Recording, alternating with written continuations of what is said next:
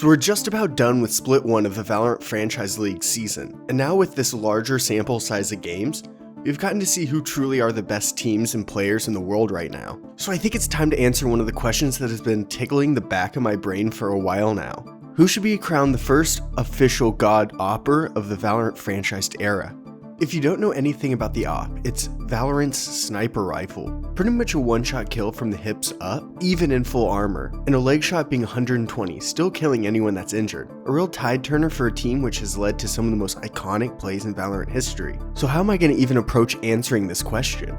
Well, when looking at what makes a good AWPer, I would focus on three main stats. First, KD, or kill-death ratio. The AWP is a super big investment, and you need at least to get a kill with it, so having a positive KD is a must for any good AWPer. Second, first kills. The AWP is commonly used to get opening picks, as it's excellent against attackers as they peek an area, creating a great advantage for a whole round. And finally, did they win or lose the round they bought an AWP? Using these three stats, we can identify the top AWPers in each regional league.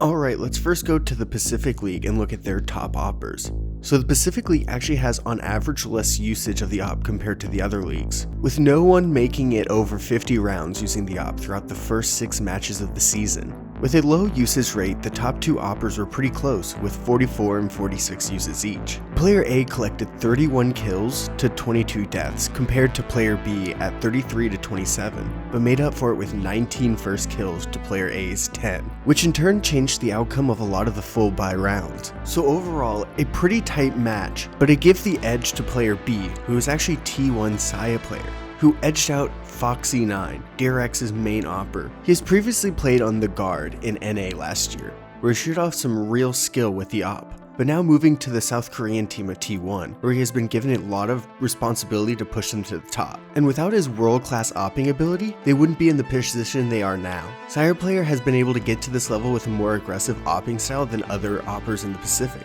as his Overwatch roots lend him to more quick, close quarter AWPing, which led to his leading 19 first kills with the AWP. This aggression set him apart from the rest of the competition, which makes him the #1 AWPer in the Pacific League so far.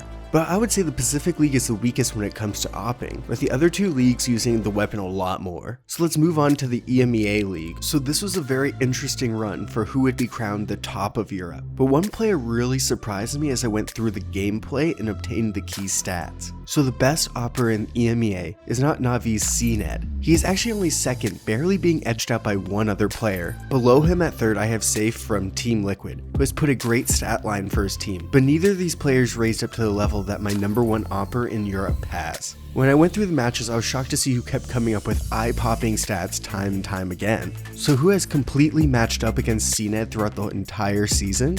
It's Karma Core's Nivera. Throughout all the terrible games Carmine has played throughout the season, and the blunders that Nivera himself have committed, stats and gameplay doesn't lie. Nivera is deadly with an AWP, always getting at least one when he has the gun in his hand. Carmine Core actually went 40 and 31 with him using the weapon, a complete tale of two different teams for Carmine. That being said, cned is insane and hits consistently unbelievable shots, but Nivera can always find a safe kill in a round and survive long enough to really impact a round better than cned can, which is why he is my #1 AWPer in emea. So as there's no surprise, the Americas are one for highlights and creating spectacle, as they are the league using the AWP the most, with a few players showing some insanity throughout the season with the weapon. And actually the best AWPer in the world currently resides in this league. But there are two other AWPers who deserve some credit. In third, I have MIBR's Heat, who even though hasn't had the split they wanted, Heat has been able to go 38 and 21 in kills to deaths, with 13 first kills in only 37 rounds used. But his round wins really brought him down at 16 wins to 21 losses. In second place, Takulia from Leviathans put out a great scoreline with 15 first kills that brought him 56 wins in 84 rounds. But ultimately they were dwarfed in comparison to the top AWPer in the world right now,